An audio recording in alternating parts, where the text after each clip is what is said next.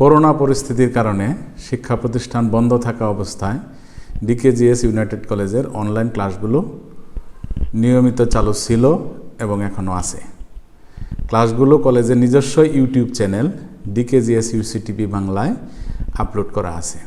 প্রিয় শিক্ষার্থীরা, তোমরা চ্যানেলটিকে সাবস্ক্রাইব করে সংযুক্ত থাকবে আশা করছি।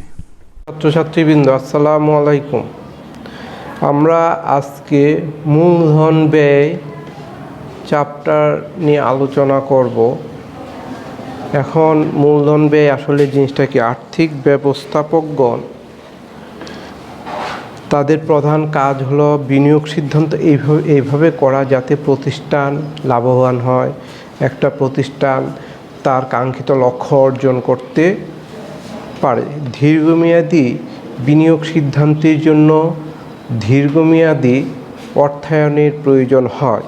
এই দীর্ঘমেয়াদী বিনিয়োগটা কি কোত্থেকে হবে, কিভাবে হবে?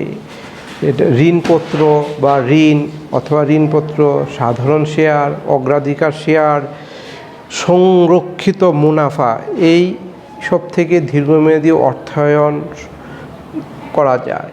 এই দীর্ঘমেয়াদী অর্থায়নের জন্য এই দীর্ঘমেয়াদী অর্থ সংগ্রহের জন্য বিভিন্ন কিছু পারিতোষিক খরচ রয়েছে, আর এই খরচটাই হচ্ছে মূলধন ব্যয়। আমরা এই চ্যাপ্টারে পড়ব মূলধন ব্যয় কিভাবে নির্ণয় করা হয়। এখন মূলধন ব্যয় এই জিনিসটা কি, আসলে কি, এই সম্পর্কে তোমাদের ধারণা থাকতে হবে। পূর্ববর্তী অধ্যায়ে আমরা দীর্ঘমেয়াদী অর্থায়নে বিভিন্ন উৎস আলোচনা করেছি। কি কি দীর্ঘমেয়াদী অর্থায়ন? ঋণ বা ঋণপত্র, বন্ডের ব্যয়, সাধারণ শেয়ার, অগ্রাধিকার শেয়ার ইত্যাদি। প্রতিটি উৎসতে অর্থ সংগ্রহ করার জন্য অর্থ সরবরাহকারীদের একটা প্রত্যাশিত আয় থাকে। অর্থ সরবরাহকারীদের প্রত্যাশিত আয়টাই হচ্ছে অর্থ সংগ্রহকারী প্রতিষ্ঠানের ব্যয়, আর এই ব্যয়টাই হচ্ছে মূলধন খরচ। একটা প্রতিষ্ঠান বিভিন্ন উৎস থেকে অর্থ সংগ্রহ করে, দীর্ঘমেয়াদী অর্থ সংগ্রহ। এই দীর্ঘমেয়াদী অর্থ এক এক জায়গা থেকে সংগ্রহ করলে এক এক ধরনের খরচ হয়। এইগুলি সবগুলো গড় করে আমরা মূলধন খরচ বের করব। এখন এখানে কি কি খরচ হয় এইগুলি নিয়ে আমরা আলোচনা করব। প্রথমে আমরা আলোচনা করব চিরস্থায়ী বন্ডের ব্যয়, কর পূর্ববর্তী ঋণ মূলধন ব্যয়, কর পরবর্তী ঋণ মূলধন ব্যয়। এখন কর পূর্ব ও কর পরবর্তী ঋণ মূলধন ব্যয়টা আসলে কি? অনেক সময় অঙ্কের মধ্যে অঙ্কের ডাকে লেখা থাকবে যে কর পরবর্তী, আবার অনেক সময় দেখা যাবে যে কর পূর্ব। কর পূর্ব যখন থাকবে তখন এই সূত্রটা অ্যাপ্লাই করতে হবে, KI = 1/NSV × 100, আর কর পরবর্তী KD = 1 - T/NSV × 100। এখন আমরা একটা ডাক দেখে এই সূত্র দুটা অ্যাপ্লাই করব। ঠিক আছে? চল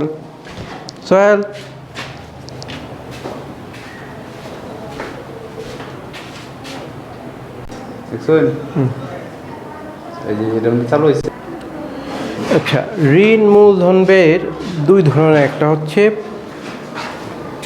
চিরস্থায়ী ঋণ মূলধন ব্যয় আর একটা হচ্ছে পরিশুদ্ধ ঋণ মূলধন ব্যয়। এখন আমরা ডাক দেখে কিভাবে বুঝবো এটা চিরস্থায়ী ঋণ মূলধন ব্যয় না পরিশোধযোগ্য ঋণ মূলধন ব্যয়?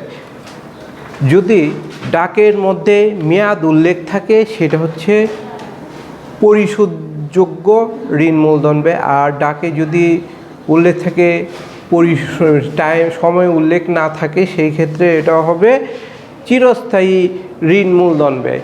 এই যে এখানে একটা ডাক লিখেছি, দেখো একটা কোম্পানি 1000 টাকা 1,000 টাকা লিখিত মূল্যে 10% চিরস্থায়ী বন্ড বাজারে বিক্রি চিন্তা করছে। এখানে কিন্তু উল্লেখ করেই দিয়েছে যে চিরস্থায়ী বন্ডের ব্যয়।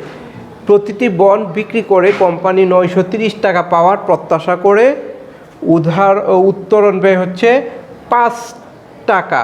কর হার 30। নিম্নবর্ণিত উক্ত বর্ণাদি তথ্য থেকে আমরা এই অঙ্কটা করব। এখন যেহেতু ঋণ, এটা প্রথমে আমাদেরকে বুঝতে হবে কী ধরনের অঙ্ক। এটা হচ্ছে চিরস্থায়ী বন্ডের অঙ্ক, যেহেতু এখানে উল্লেখ করে দিয়েছে চিরস্থায়ী বন্ডের ব্যয়। এখন এটা কর পূর্ব হবে না কর পরবর্তী হবে? এখানে যেহেতু করের কথা উল্লেখ আছে সেহেতু কর পরবর্তী ঋণ মূলধন ব্যয়ের অঙ্কই হবে। এখন এই আয়, ক্যাপিটাল আয় মানে ক্যাপিটাল আয় যদি থাকে সেই ক্ষেত্রে সুদের পরিমাণ, আর স্মল আই যদি থাকে সেটা হচ্ছে সুদের হার। এই জিনিসটা তোমাদের খেয়াল রাখতে হবে। যেহেতু সুদের পরিমাণ দেওয়া আছে, আয় বের করতে হবে, সেহেতু কীভাবে লিখিত মূল্য আর কুপন সুদের হার। এখানে লিখিত মূল্য কত? 1,000 টাকা। কুপন সুদের হার কত? 10%। তাহলে কত হলো? 100 টাকা হচ্ছে সুদের পরিমাণ। নিট বিক্রয় মূল্য, নিট বিক্রয় মূল্যটা কি? এখানে দেখো প্রতিটি বন্ড বিক্রি করে কোম্পানি 930 টাকা পাওয়ার প্রত্যাশা করে, নিট বিক্রয় মূল্য। কিন্তু এখানে আবার লেখা আছে উত্তোলন ব্যয় 5 টাকা। যদি মনে করো যে তুমি একটা পণ্য বাজারে নিলে, এটা তোমাদেরকে সহজ ভাষায় বোঝানোর জন্য বললাম। মনে করো তুমি 1 মণ ধান বাজারে নিয়ে গেলে, সেখানে দেখা গেল যে তুমি 930 টাকা দিয়ে ধানটা বিক্রি করলে, 1 মণ ধান বিক্রি করলে। এখন এই 930 টাকাই কিন্তু তোমার আয়, কিন্তু এই 1 মণ ধান তোমাকে বাজারে নিতে হলে তোমাকে মনে করো 5 টাকা খরচ হয়েছে। এই 5 টাকা কিন্তু তোমার খরচ হয়ে গিয়েছে। সেই ক্ষেত্রে ওই যে 930 টাকা থেকে তোমার এই ভাড়াটা 5 টাকা যে ব্যয়, এটা উত্তোলন ব্যয়, যাকে ইংলিশে বলে ফ্লোটেশন কস্ট, এটা বাদ দিয়ে যেটা থাকবে এটাই হচ্ছে তোমার নিট বিক্রয় মূল্য। এখন এনএসভি, নিট বিক্রয় মূল্য জিনিসটা কি? বিক্রি করার ছিল কত? 930। আমরা উত্তোলন ব্যয় কত? 5 টাকা মাইনাস 5, 925 টাকা হচ্ছে নিট বিক্রয় মূল্য। আরেকটা কি? কর হার, ট্যাক্স। ট্যাক্স কত? 30%। এখন আমরা এই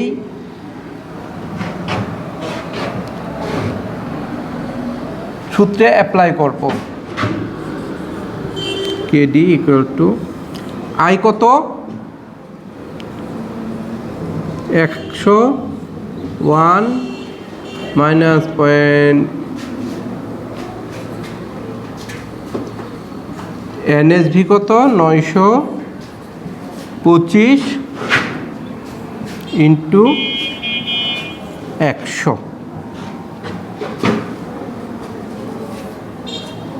925 100 পূরণ 0.70 ইন্টু 100। 925 এই দুটো পূরণ করলে কি হবে? 70 পূরণ 100।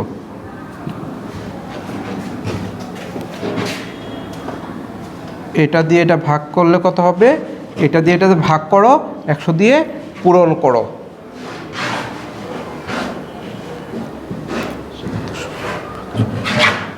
পূরণ করলে কী হবে 7.56%।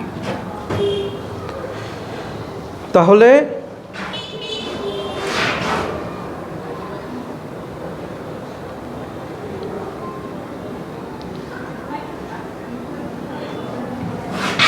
চিরস্থায়ী ঋণ মূলধন ব্যয় কত হচ্ছে?